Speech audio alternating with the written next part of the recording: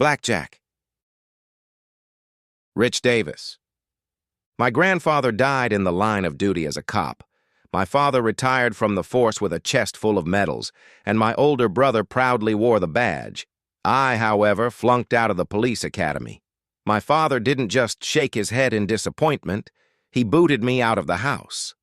At 19, I wandered the city streets, mesmerized by neon casino lights and the buzz of strangers chasing fleeting dreams.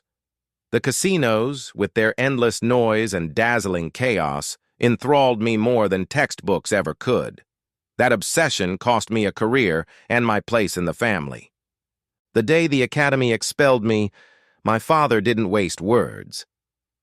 "A disgrace to the family," he said, eyes cold and unmoving. "You'll end up among drug pushers and pimps on 9th Street. Don't come back until hell freezes over." My mother cried but didn't stop him.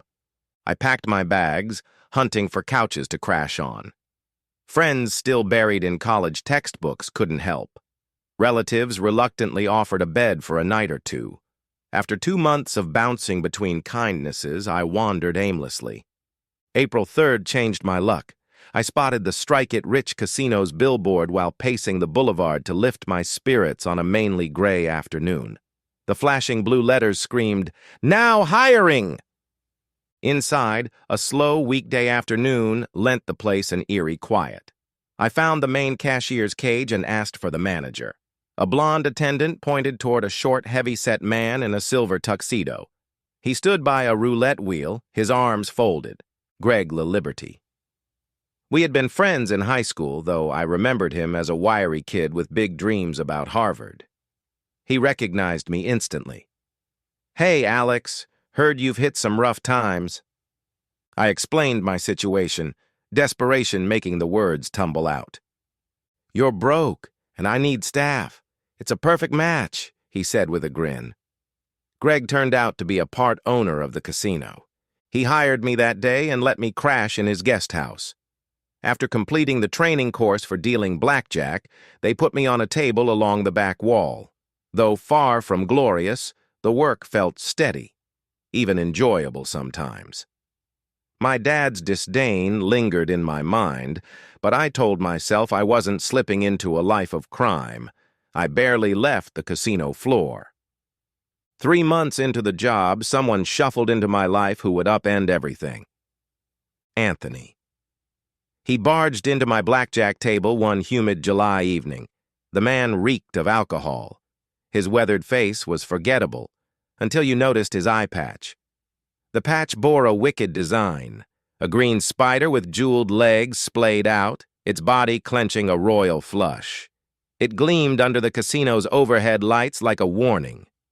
Anthony sauntered up to an elderly woman engrossed in a winning streak.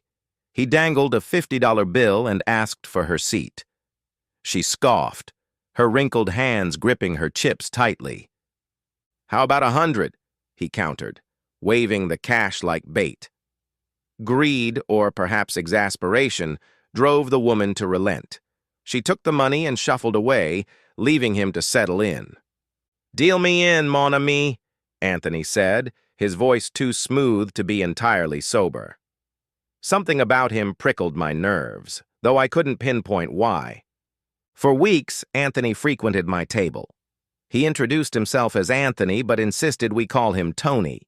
At first, his ordinary appearance kept him unremarkable, but that spider patch always pulled my attention. I hated it. The gaudy thing felt like it mocked the unspoken rules of the casino, a place of quiet desperation masquerading as glamour. By July's end, his luck soured.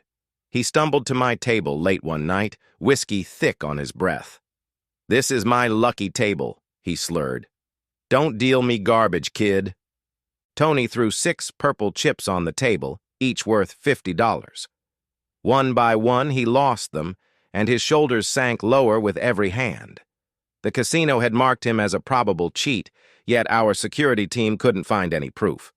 I secretly enjoyed watching his streak crumble. Clinging to his last chip, Tony looked me in the eye. "This is it, mon ami," he muttered. "Lost my car, house, maybe even my job. If this goes, I'm ruined." I dealt the cards. He drew a 5 and a 3. He motioned to hit. A 7. "Hit me," he said, his words sharper. Another card landed. 9. 24. Bust. Tony slumped, the green spider on his patch appearing to sag with him. "Maybe I'll throw myself in front of a bus," he muttered, shoving back from the table. When my shift ended, I found him nursing a drink at the bar. Seeing his black Visa card lying carelessly on the counter tugged at my sense of pity.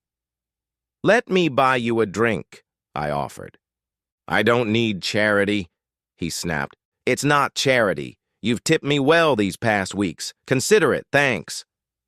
He waved me off, but didn't leave.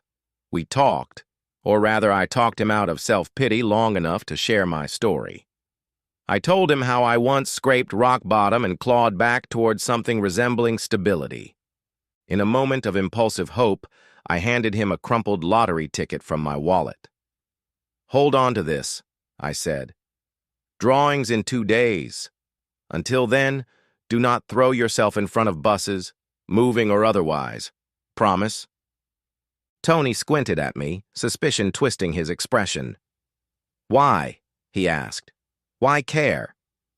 I shrugged. Maybe I needed a reason back then. Maybe you do now. 3 days later, I expected to read about a drunk gambler found dead downtown. Instead, I saw Tony's face on the Chronicle's front page. He had won the $29 million jackpot. The day after, he called me. "Alex," he began, his tone breathless, "I want to split it with you." He explained a business venture he dreamed of, an investment partnership that guaranteed wealth beyond what he already had. I declined, taking only my half of the winnings. When hell finally froze over a year later, I walked back through my father's door. My story wasn't perfect, but it was mine, and it felt like I had finally played a hand worth keeping.